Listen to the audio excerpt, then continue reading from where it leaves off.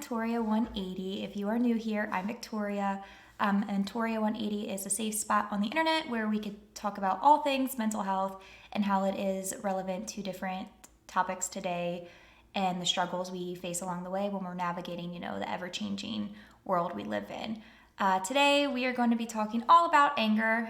It's kind of one of those emotions that everybody feels, and we feel it in different ways, and then we definitely communicate and express it accordingly. So we're going to talk about how we express anger in the different ways so that we can learn better ways to manage and kind of communicate that anger across the board. When many people think of anger, they kind of, they have this really aggressive kind of image in their mind of shouting, slamming doors, and things like that, but that's not always how anger is expressed or communicated amongst people. So we're really going to talk about a few different types today and really talk about kind of where our anger is stemming from or what we are trying to convey about our anger. So, I strongly believe that behavior is always a way of communicating our thoughts and feelings. So, behavior is just another way that we communicate. Verbally, we get to communicate. Our body language communicates certain things. So, kind of, realizing that our behavior is connected to our emotions, what we're trying to communicate to people. So, the idea of anger, comes from what you're trying to convey is self-preservation. So, that means that you are trying to preserve one of three things. Either your self-worth as a human being. So, if you're in an incident or a conversation with someone and they aren't showing the respect that you think that you deserve in the moment, that can be one way that, anger arises. And you're trying to communicate that you want respect or you want the same kind of respect that you're giving them in the conversation or the incident back. Another one would be, your needs. Recognizing that, hey, I need this. So, if somebody's neglecting to realize that, you're speaking about your needs, that's when, another one of self-preservation kicks in, that you're getting angry. The other one would be your deepest conviction. So this is, the idea of you believe something very strongly and someone is not listening to your side of things or your perspective, interpreting things differently. So, when people believe really strongly about something and the other person that they're trying to communicate their beliefs to is very closed off, this is an instance where, people start to get angry and they're arguing back and forth. So kind of understanding these three things of why we get angry and why we're, communicating our anger in this way is, for self-preservation. So I think that that's really a cool way of looking at anger, instead of, like I said before, the closing the door, slamming them, kind of screaming, yelling, that aggression side of anger. It's not always, anger is just an emotion that we all feel and it's something that we're trying to communicate. So keeping that in mind, and anger isn't always a negative thing. If you are positively expressing your anger, that can help you problem solve. It's a healthy way of, sharing your negative emotions because, you don't want to hold that in and bottle it up, which is, a certain type of anger that we're going to get into. So looking at anger from, more of the positive, healthy expression of negative emotions, there's, kind of these self-reflection questions that we're gonna kind of go over here quickly just to kind of, think on and reflect when you're in those, moments or you're thinking about a situation that you're getting angry. I know personally I am an overthinker and I ruminate. So when I know that there's a situation coming up or something that's going on in my life where I'm feeling a little frustrated or irritable about, where I know that I need to convey or express my anger and the different feelings that I'm feeling, I tend to ruminate or self-reflect and kind of, go through the motions in my head of what could happen and what I would say and different things like that. So kind of having these questions at the forefront when you're kind of going through that. Preparation is what I like to call it. That could be a healthy thing too, but, if you do it too much and it turns into the rumination, that's when it becomes kind of more of a negative. But anger is a healthy feeling, never being angry about certain things is unhealthy. So recognizing these different styles and these questions, see when your anger is appropriate and kind of getting to the root of what you're trying to convey and communicate from your anger is super important. Here are some questions that you can ask yourself if you're trying to figure out if your anger is appropriate or not. Respectful towards others when I communicate anger. Do I choose to expend my anger energy on issues that really matter? Is my manner of communication constructive? Do I allow others the time to carefully think about the matters I am addressing? When communicating my anger, do I make room for the fact that others have different perspectives? Do I know when to seize when it is clear that I have expressed myself fully? Is the goal of my anger enlightenment as opposed to control? Many therapists recognize there are 4 different kinds of angers across the board. One of them being suppressed anger, Another one being openly aggressive anger, assertive anger, and passive aggressive anger. Suppressed anger is this idea of, people will tend to, get angry but hold it all in. They don't want to have those difficult conversations. They'd rather avoid, the confrontation or sitting down and having to express their side of things. So, they just hold it all in and bottle it up. Suppressed anger is kind of, not the best way to manage your anger. You need to release those negative emotions and communicate. If not, over time, different emotions or feelings towards a certain individual or situation can form over time, like resentment.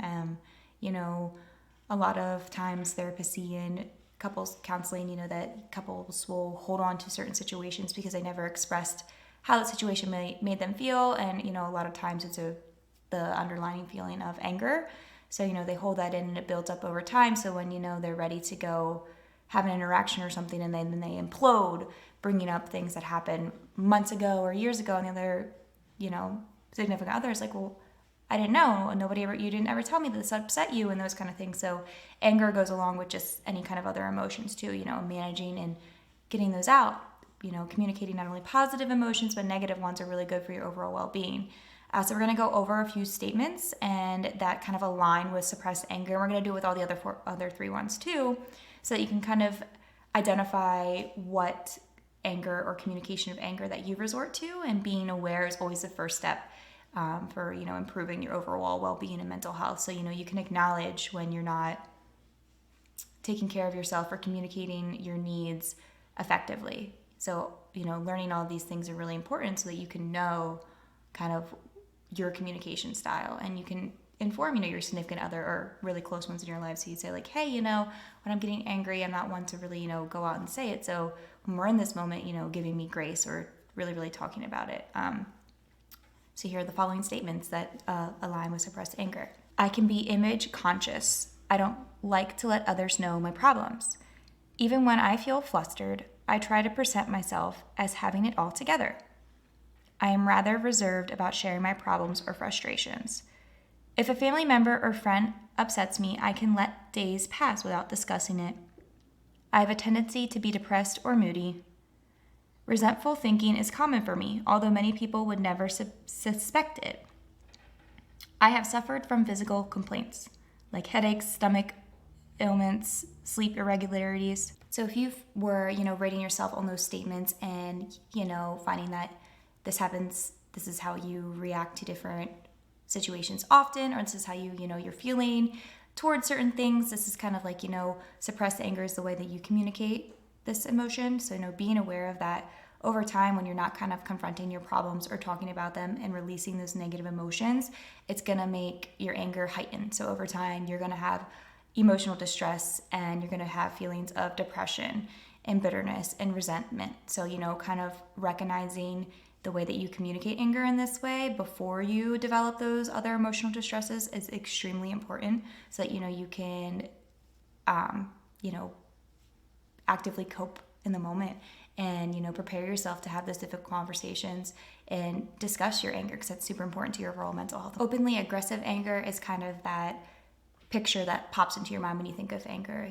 This is at the personal preservation of your personal worth, convictions, and needs at the expense of someone else. So this includes, the explosiveness, the rage, the yelling. It also goes to like bickering and criticizing and sarcasm. So, kind of if you were openly communicating your anger in this way, we're going to go through these kind of statements to see if this is the way that you communicate anger, to be more aware of how to more effectively express your anger towards someone else or situation.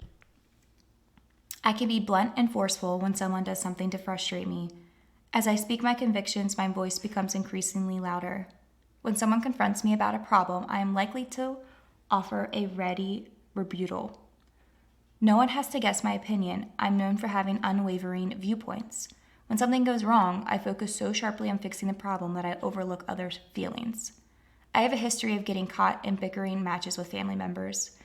During verbal disagreements with someone, I am likely to repeat myself several times. I find it hard to keep my thoughts to myself when it is obvious that someone else is wrong. I have a reputation for being strong-willed. I tend to give advice even when others have not asked for it.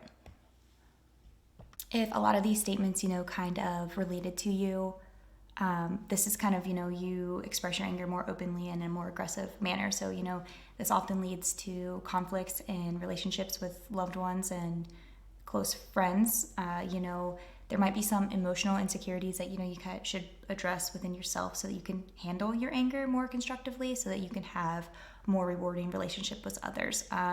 This can be done within therapy, counseling, different things, self-reflection, all kinds of different things. And it's okay to feel angry and have some of these. But if, you find that this is really the way that you express your anger, we need to kind of think of one that happens before so you can redirect it in a more healthy manner. Passive aggressive anger, is still the same self-preservation of your personal self-worth, your convictions and your needs. It's still at, the expense of someone else, but you are going about it in a different manner.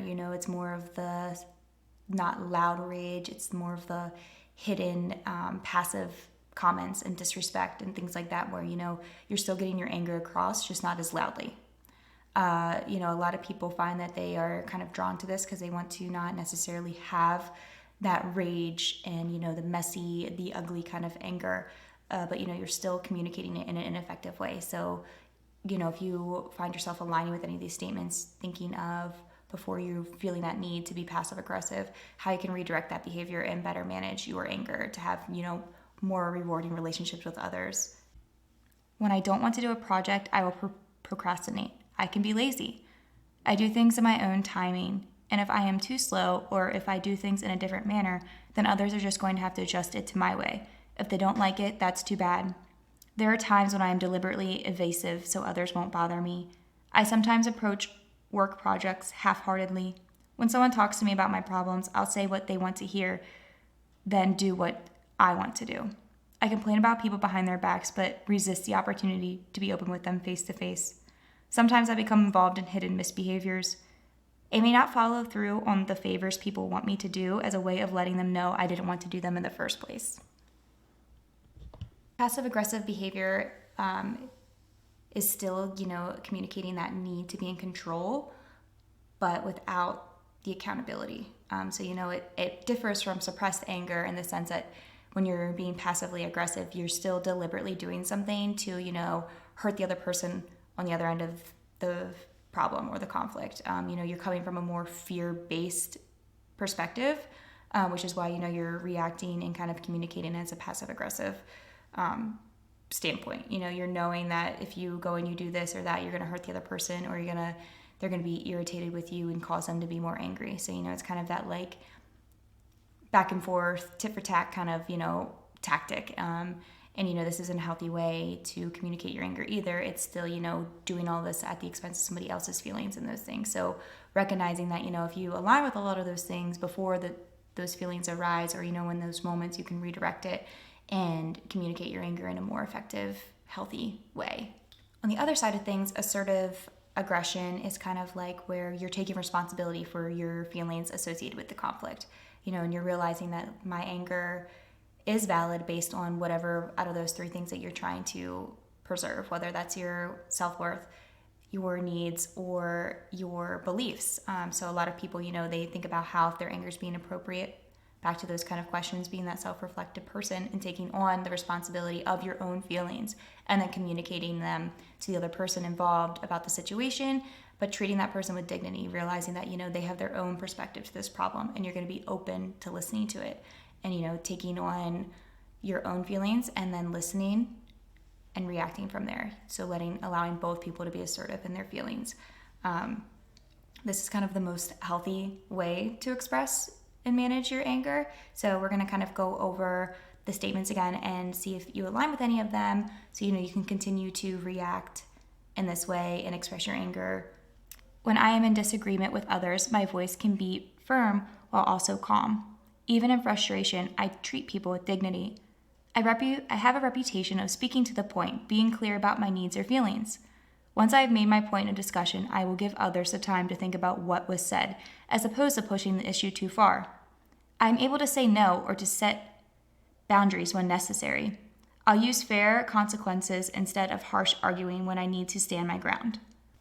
A common mistake that a lot of people, kind of fall into when they're trying to be more assertive when expressing their anger is, changing from standing their ground and allowing the other person to still say their own feelings about things, but instead they will try to then persuade the other person to see the side of the story from their perspective. They're changing their need to defend their own needs and feelings while listening and respecting the others.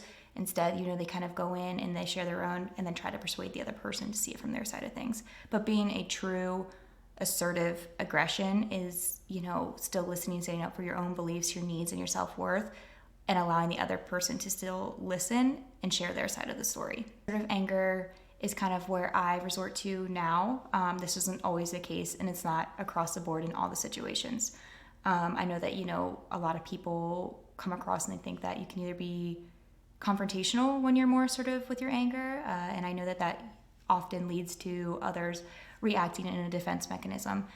So when I'm trying to be assertive with my anger, that's when I'm kind of thinking about it, preparing so that I'm being aware of where my anger is coming from and that if it's appropriate and the way that I'm communicating it is appropriate.